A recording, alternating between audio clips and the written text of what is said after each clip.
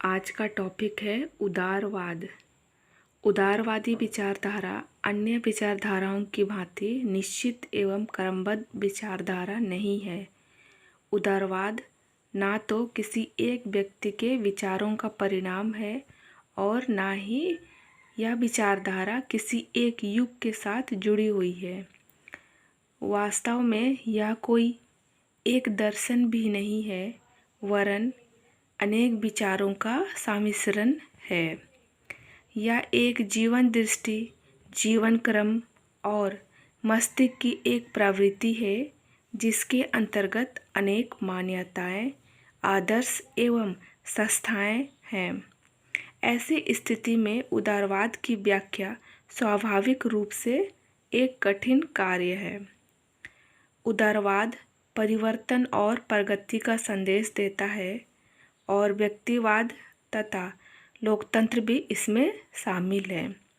लेकिन उदारवाद केवल यही नहीं है। व्यक्ति और राज्य के पारस्परिक संबंध के विषय पर अब तक दो प्रकार की विचारधाराओं का प्रतिपादन किया गया है।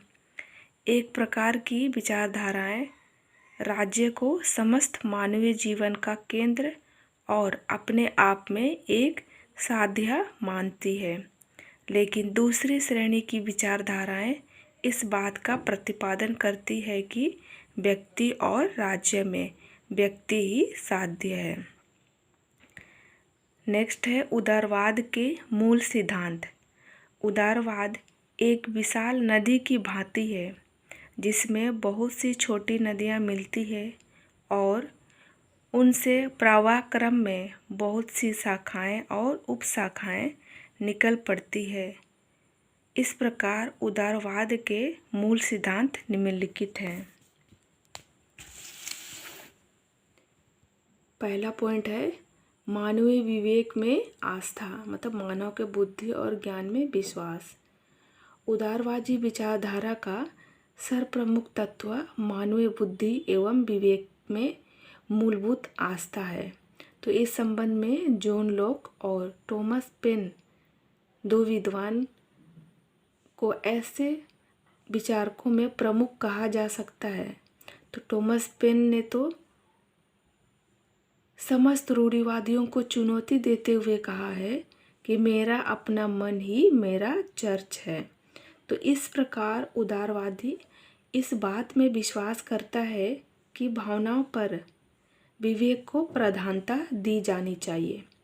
उदारवाद ने इस दृष्टिकोण को अपनाकर स्वतंत्र चिंतन को प्रोत्साहित किया है।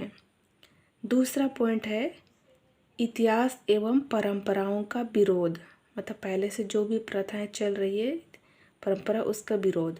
तो उदारवाद मानवीय विवेक में विश्वास करता है और किसी भी ऐसे विचार, संस्था या सिद्धांत को स्वीकार करने के लिए तैयार नहीं है जो बुद्धि संगत ना हो, चाहे वह कितना ही पुराना क्यों ना हो और चाहे उसे कितना ही पवित्र क्यों ना समझा जाता रहा हो। उदारवाद का विश्वास है कि यदि प्रगति के लिए इतिहास का या परंपराओं के प्रति विद्रोह करना पड़े तो इस प्रकार का विद्रोह जरूर किया जाना चाहिए। तीसरा है मानवीय स्वतंत्रता की धारणा में विश्वास। तो उदारवादी विचारधारा के अनुसार मनुष्य जन्म से ही स्वतंत्र उत्पन्न होता है और स्वतंत्रता उसका प्राकृतिक एवं जन्मसिद्ध अधिकार है। स्वतंत्रता का तात्पर्य है कि व्यक्ति के जीवन पर किसी स्वेच्छाचारी सत्ता का नियंत्रण ना हो और ऐसे वातावरण हो कि व्यक्ति अपने विवेक बुद्धि के अनुसार आचरण कर सके। उदारवादियों ने हमेशा ही मानव जीवन पर निरंकुश सत्ता का विरोध किया है और वे राजनैतिक, सामाजिक, आर्थिक, बौद्धिक और धार्मिक सभी क्षेत्रों में स्वतंत्रता का समर्थन करता है। नेक्स्ट पॉइंट है व्यक्ति साध्य तथा समाज और राज्य साधन। उदारवाद का मूल आधार व्यक्ति है और वे व्यक्ति को साध्य मानकर ही आगे बढ़ते हैं। तो उनके अनुसार व्यक्ति का बौद्धिक और आध्यात्मिक कल्याण, उसकी रचनात्मक शक्तियों का विकास ही सबसे अधिक महत्वपूर्ण चीज है। समाज और राज्य तो साधन मात्र है और उनका महत्व उसी सीमा तक है जहाँ तक वे इस लक्ष्य की पूर्ति में सहायक होते हैं। नेक्स्ट पॉइंट है समाज और राज्य कृत्रिम संगठन। मतलब समाज और राज्य का संगठन बना व्यक्तियों द्वारा, मतलब प्राकृतिक नहीं है।